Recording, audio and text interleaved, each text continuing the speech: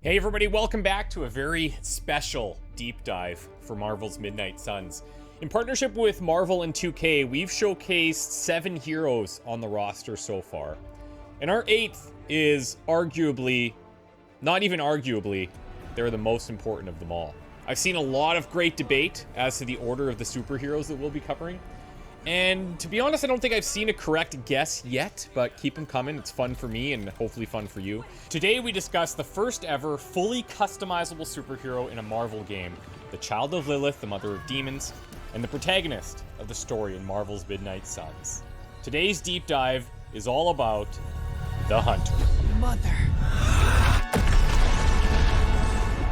So, that's a good thing, right? What makes the Hunter unique compared to other characters on the roster is that they have 3 distinct ability branches. You got a power branch, a light branch, or a dark branch. Whether you want to be a potent damage dealer, a supportive healer, or something in between, the choice is up to you. In total, there are 30 different Hunter cards, 10 from each branch, and each branch also has an associated legendary ability that we're going to touch on later.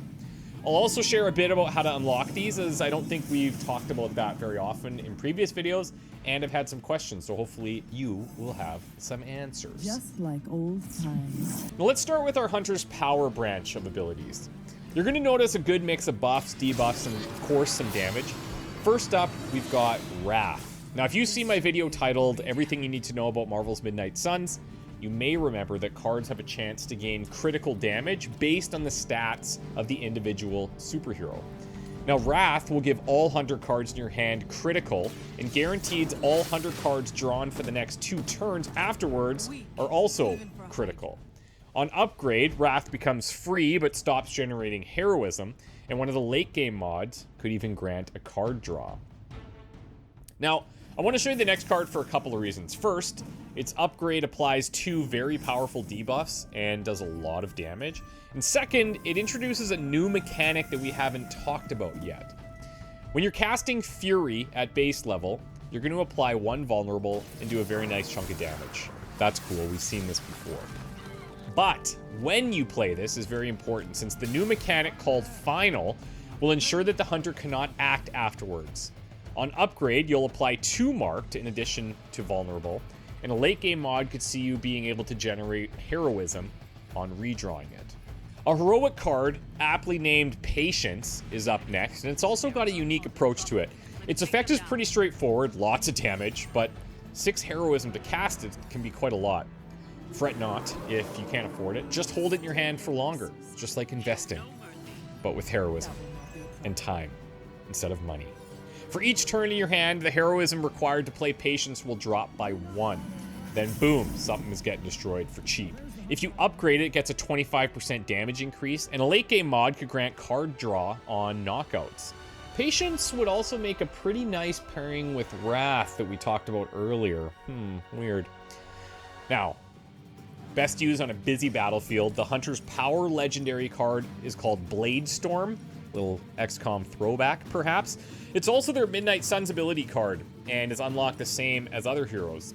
So the way you go about that is you would build the Forge's armory upgrade, and then you complete the Hunter's Midnight Suns challenge mission. For 4 heroism, you'll get an AoE ability, dealing damage and applying a forceful knockback to each enemy in the AoE. On upgrade, you'll draw a card for each knockout. This could be a really solid opener in the right situation. You know what would be really cool, actually? If there was a hero on the roster that could, like, maybe gather enemies together in some way, and then this could be a nice follow-up for that. Something to think about. Now, for reasons that will become extremely clear in a minute, I think the light path is going to be a fan favorite. It specs the Hunter into more of a support hero with heroism generation, heals, cures, and buffs. That said, a light Hunter is still a very capable damage dealer. For this branch, I want to start with its legendary ability. And these are unlocked by progressing the Hunter's balance in either direction.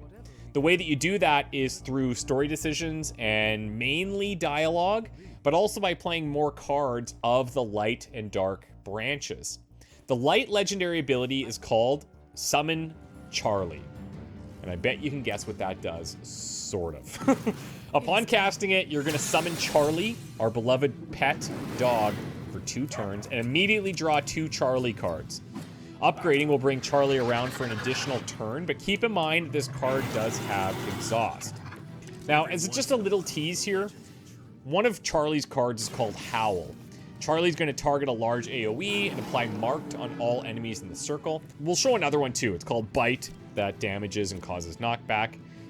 At the end of the day, Charlie's the best. She must be protected at all costs. Do not screw that up. Do not let Charlie go down, because if you do, you don't want to know. Now, what about some of those heals that we mentioned before? Holy Burst is one heck of a heal, but that's not all it does. Perhaps taking a page out of Scarlet Witch's book, Holy Burst will see the hunter targeting an area and everyone in it. Everyone, not just enemies.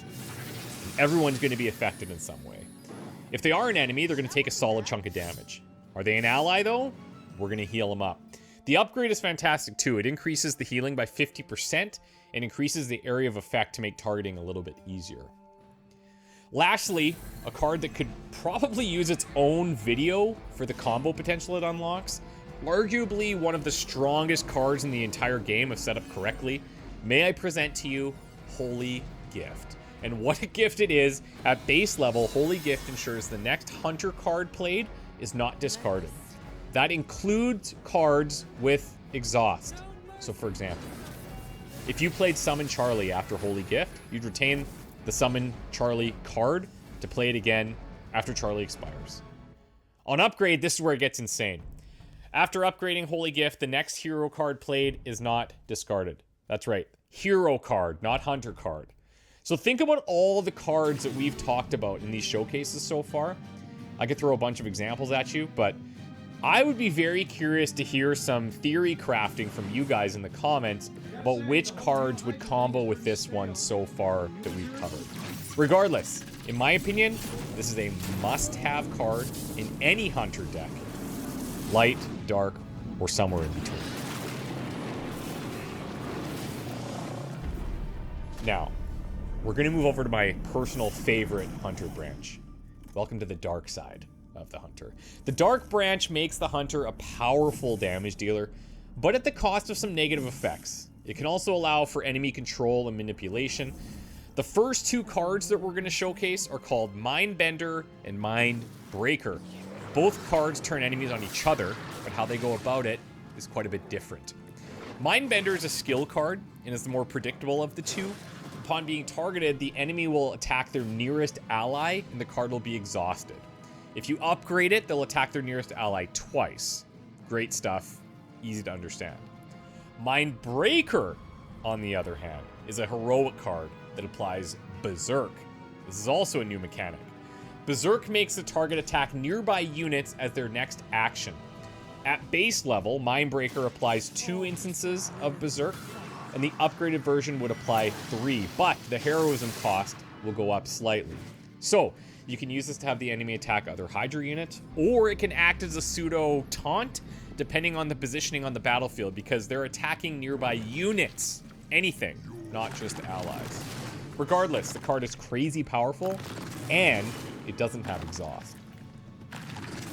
Lastly, we have the Dark Branch legendary heroic ability called Annihilation, and annihilate it will. This card scales with the amount of heroism you have, but once played, is exhausted, consumes all heroism, and damages each enemy in an area, so more heroism equals more damage. More heroism? Yeah, you got it. More damage. On upgrade, the amount of damage per heroism goes up by 50%, and it's wild. It is very, very powerful. There are more dark cards that I'd love to cover, but we're running low on time here, and you can see, like, we could talk the Hunter for a very long time. There's actually a couple of other Hunter things that I'd love to get into. We're gonna have to save that for another video. We need to talk about collars that the Hunter can unlock, which are gonna grant the Hunter special meters to fill, like Captain Marvel. We also need to talk about the passives that the Hunter can unlock, along with their tactical suits. We also have to talk about how even if you've dedicated your Hunter fully to one branch, there's still ways to earn the legendary abilities from the other branches. The Hunter's easily the most complex hero on the roster because you have so many possibilities and combinations of cards to play with. How are you going to build your hunter? Are you the good guy who wants to support the squad, let them handle the dirty work? Or are you the baddie who wants to be responsible for the demise of as many Hydra as possible? I know where I lean. Curious to hear your thoughts. Either way, in addition to your cosmetic choices, it's easy to say that everyone's hunter is going to look and play a little bit differently. Thanks again to Marvel and 2K for working with me on this series. We're going to see you guys again in a little while to cover the rest of the roster. Thanks for continuing to watch these videos, keeping the hype train going. It's going to take a little bit longer than originally planned to reach that final destination, but we're going to keep the ride as exciting as possible. And when we do reach that final destination, I promise the wait will be worth it. See you all next time.